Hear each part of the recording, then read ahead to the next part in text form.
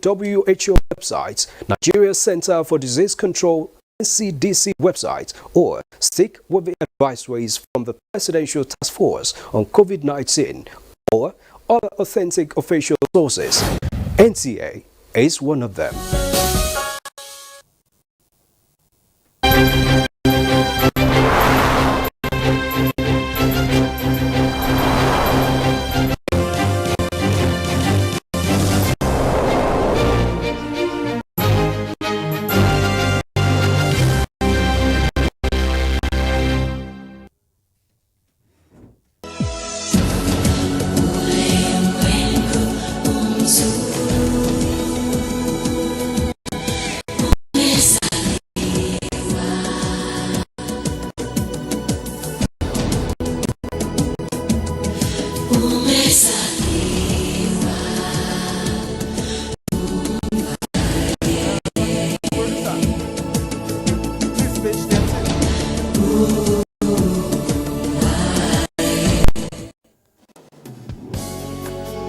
The second paragraph.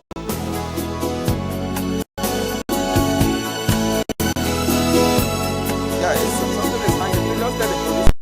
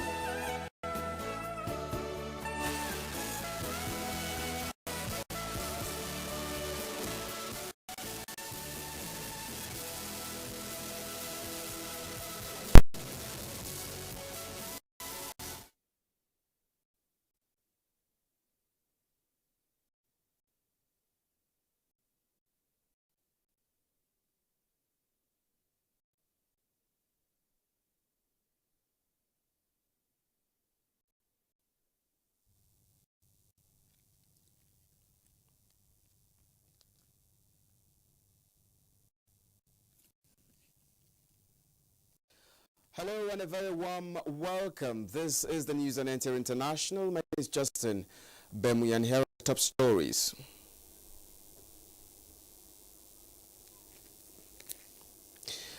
Political development in Mali. ECOWAS demands restoration of constitutional order as world leaders condemn mutiny. Federal Executive Council approves completion of outstanding federal secretariat projects.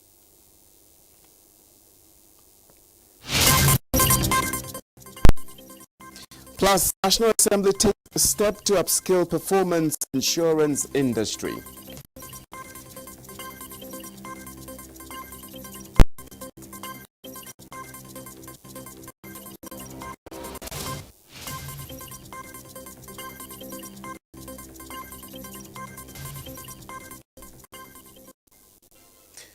Well, thank you so much for joining us. Now, reactions have begun to trail the mutiny in Mali, leading to the resignation of President Ibrahim Boubacar Keïta, with ECOWAS suspending and placing economic and financial embargo on the country. Onege Face now takes us through the timeline of the crisis from disputed election to president's resignation. Mali's recent turmoil began with a coup carried out in 2012 by soldiers opposed to what they saw as a weak response to a growing separatist insurgency by Tuareg rebels in the country's north. In 2013, Keïta was elected with mandate to pursue peace talks, and a deal was signed with some rebel groups granting the sparsely populated North greater autonomy. Keita's re-election in 2018, which opposition claimed was marred by irregularities, worsened the growing frustration among the public, especially the youth. Weeks of protest by opposition followed, demanding the resignation of Keita, accusing him of allowing the country's economy to collapse, and mishandling of the country's security situation led to his resignation. The soldiers behind the coup, who call themselves the National Committee for Salvation of the People, appeared on state television in military fatigues, pledging to stabilize the country. The ECOWAS must insist that the military vacates position, because military coups are outdated, they are unacceptable, and the government of this region must do something about it. The Economic Community of West African States, ECOWAS, is now calling for the formation of a unity government, resignation of lawmakers whose elections were called into question. The bloc has already suspended Mali and shut down all air and land borders to the country. Every ECOWAS member country is encouraged to ensure that change of government is done democratically.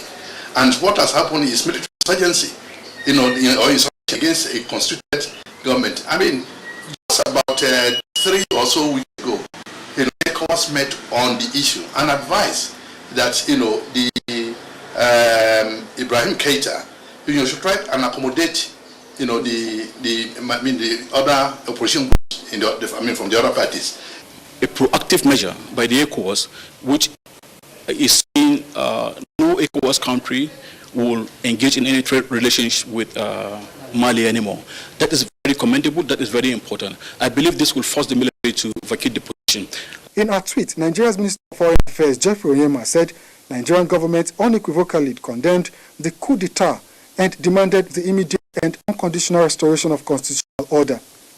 United Nations, African Union, and world leaders, including President of the United States, Donald Trump, French President Emmanuel Macron, also condemned the military takeover.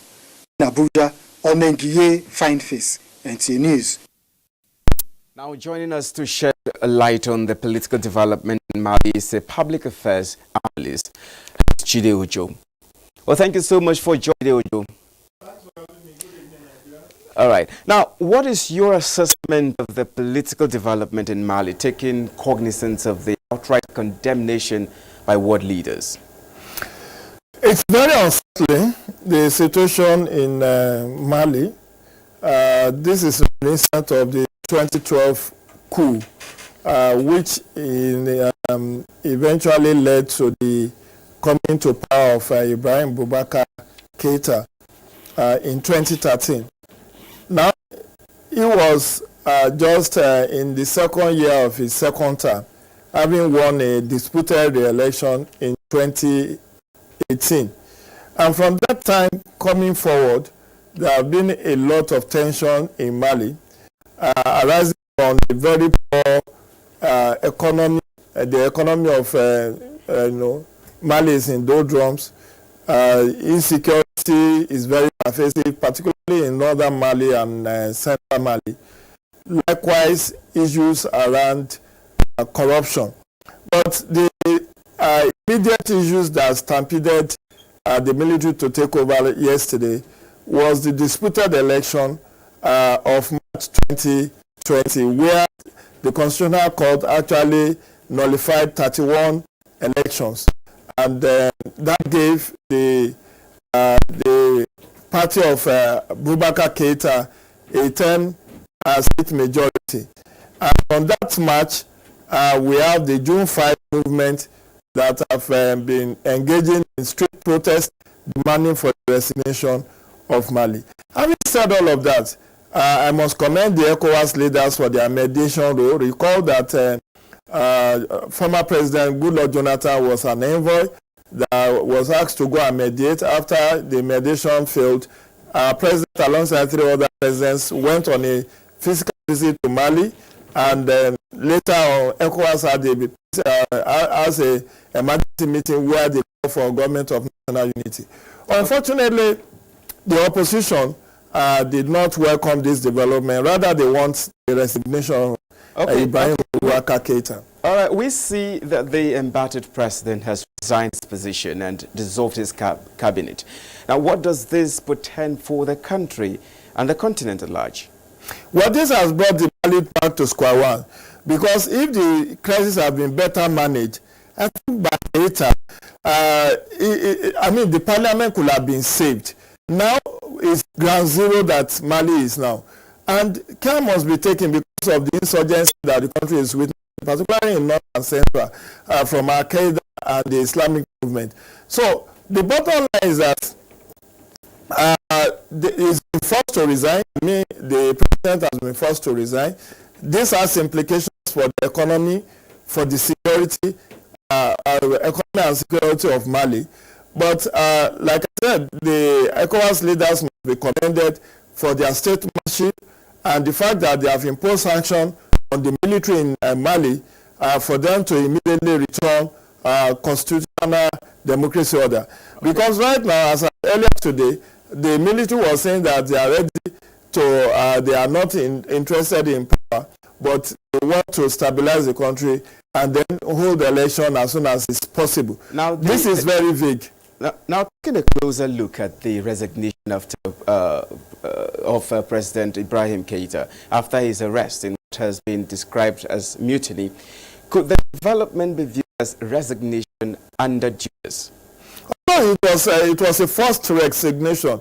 There's no two way about that. The man was arrested yesterday afternoon, taken to Kati military cantonment together with the Prime Minister, and the next thing you heard about midnight that he has resigned. Even when you read the statement, it was broadcast on the earlier television, he said he had no choice but to respect the man did it under gunpoint, so it wasn't a voluntary action.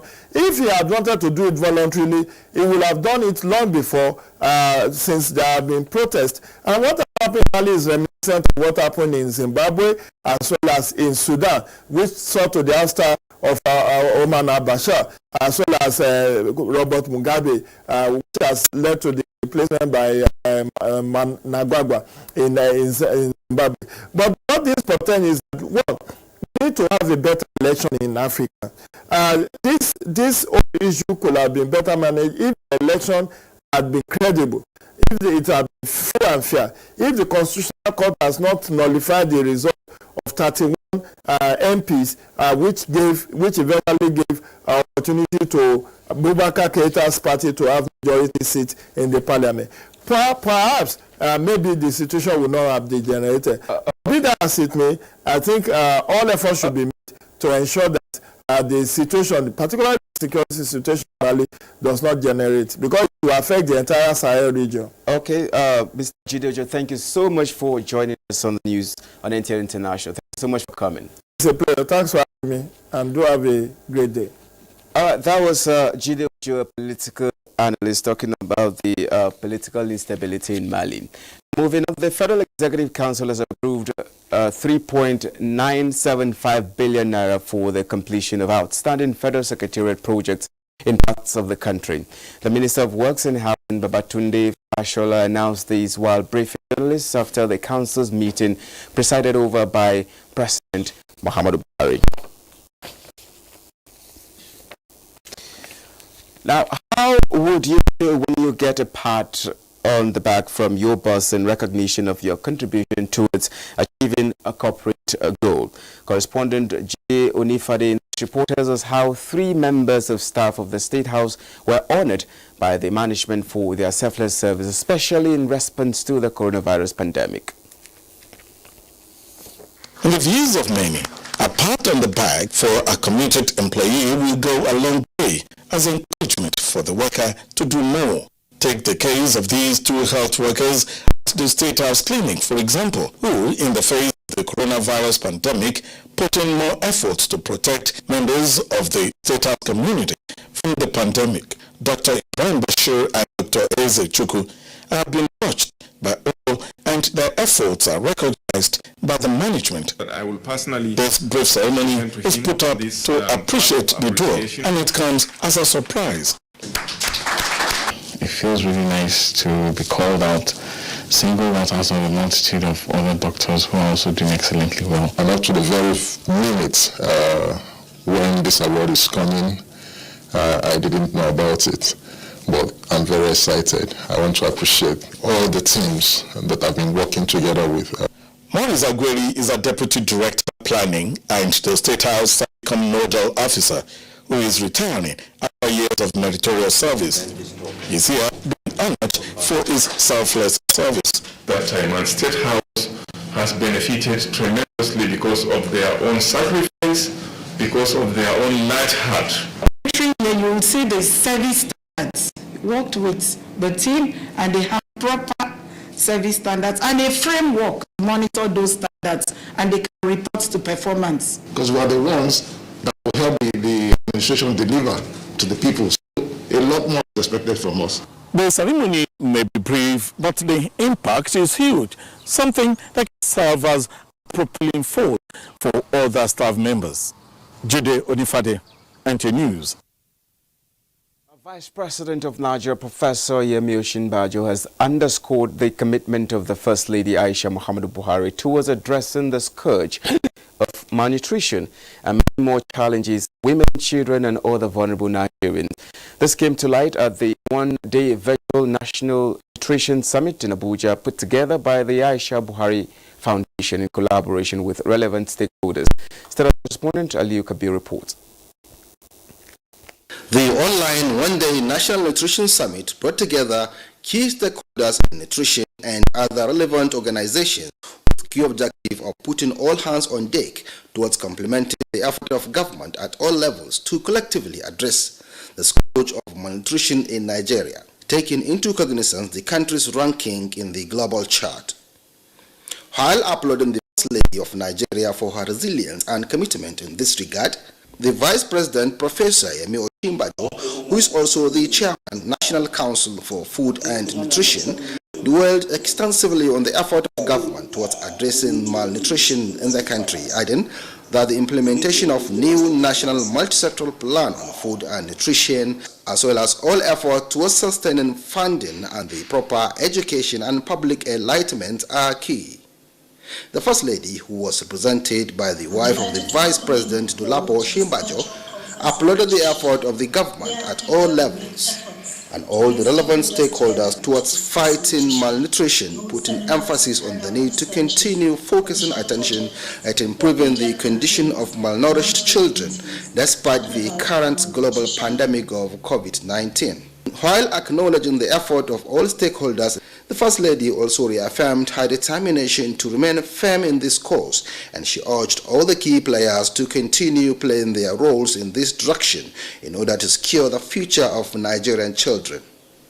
The Minister of Health, Dr. Osagi Ihanire, and that of State Budget and National Planning, Clem Agba, alongside the Senior Special Assistant to the President on Women Affairs and Administration, Dr. Hajosani, and other stakeholders reaffirmed their commitment towards ending malnutrition in the country. In Abuja, Aliu Kabir, NTA News. You're watching the news on NTA International. Time to take a break now. The news continues shortly. Every house has its own rules, but in this house, rules can be deceiving. Follow them, bend them, break them, make them. The house can't win if you beat it at its own game. Play your cards right. Be heard. Be seen.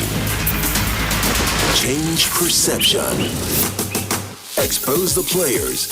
Reveal the drama, the passion, the charm, the deceit. All eyes are on you, but keep your eye on the prize. Run the risks, take the house. Only one king or queen will ace the game on Big Brother Naija. Season 5 starts 19th of July, 7 p.m. on DSTV Channel 198 and GoTV Channel 29. Headline sponsor, Betway. Gold sponsor, Guinness. Rated 18. NTA International News. Africa as it is. Thank you for staying with us. Germany might vaccinate some groups of people living in the country against coronavirus early next year as a fresh outbreak of coronavirus infections in Victoria, Australia's coronavirus hot zone, eases further on Wednesday. These and more with Uche Ugochukwu on Global Update on COVID-19.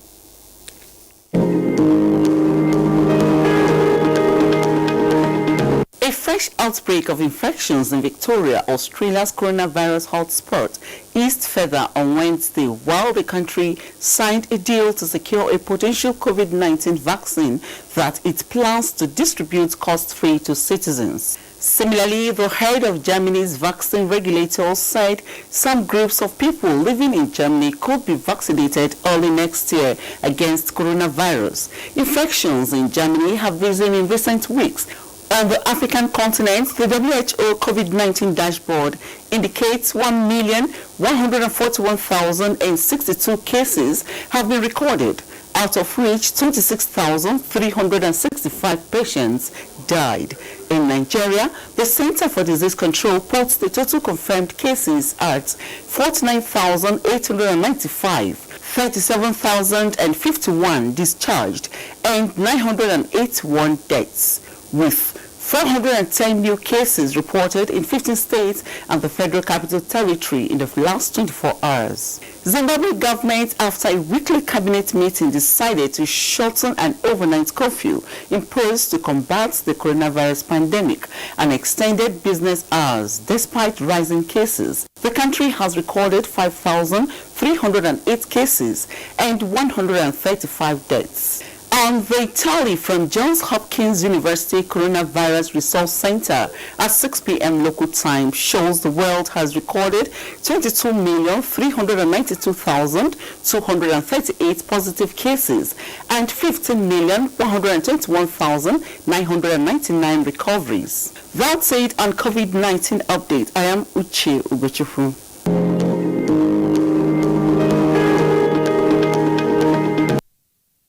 Now, the Speaker, House of Representatives, Femi Gbajabiamila, has assured operators in the insurance industry of the cooperation of the legislature for improved services.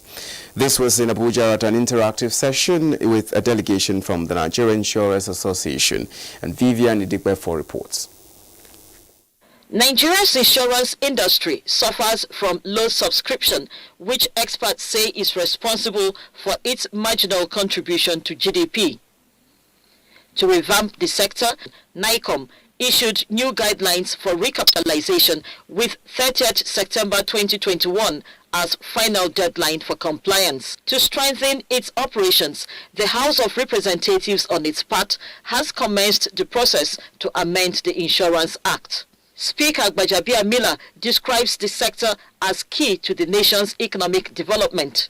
The House of Representatives is always, we're always happy to collaborate with sectors, businessmen, professionals such as yours, because I always tell people that governance is not about any one person. It's not about those who are elected. Governance is about everybody. And there must always be some kind of symbiotic relationship between the governed and those who are governing.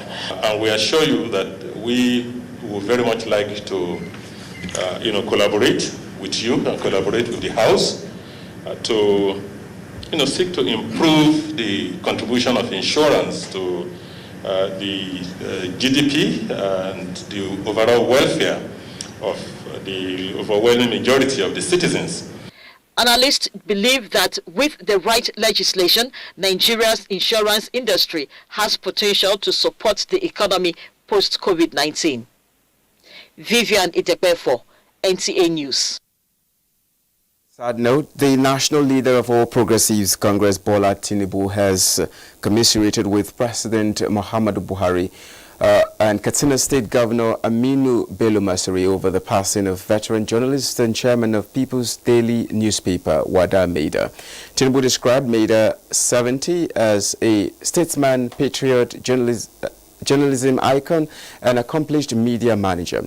In his condolence message on the death of the media entrepreneur, the former Lagos governor said the death of Maida is a loss to Nigeria and to those who believe in the unity of the country. In the same vein, the Director General of the NTA, Malam Yakubu Ibn Mohammed, has condoled with Governor Aminu Bello Masari of Katsina State over the death of media icon Malam Wada Maida. He conveyed the sympathy of the entire workforce of the NTA to Governor Masari, government and people of Katsina State.